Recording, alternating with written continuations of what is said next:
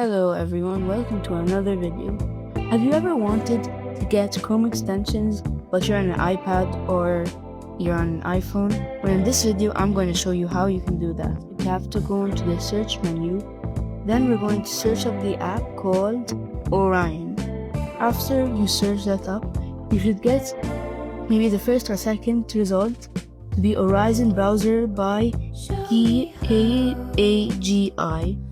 What you have to do is you have to click on that and it should look like this. Now we just have to install it, and then when the open button appears, we click on it. Now we're going to be taken to the Orion app, and it should show you a pop-up that says Firefox and Chrome extension supported. Right now I'm going to click activate, but if it doesn't show this for you, you should be able to enable it in the settings. You might also get a pop-up saying extension support. Just click OK on that. Now if you would like an ad blocker, click next on this, and if you don't want, you just turn the slider so it's off. You can change any of these settings to your likings, but I'm going to keep it the same.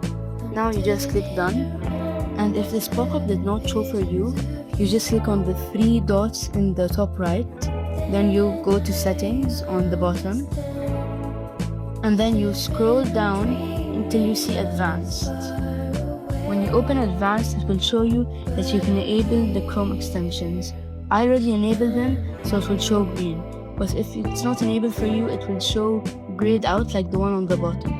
To enable it, just click on the slider. Now if we go into the Chrome extensions store, we should be able to install any Chrome extension we want. But before we enter it, it will show us which type of browser we want. I will click Google. And it might give you a captcha like it gave me. Just do it because it gives you this because it's a new browser and it's your first time using it, so it wants to see if you're a bot or not.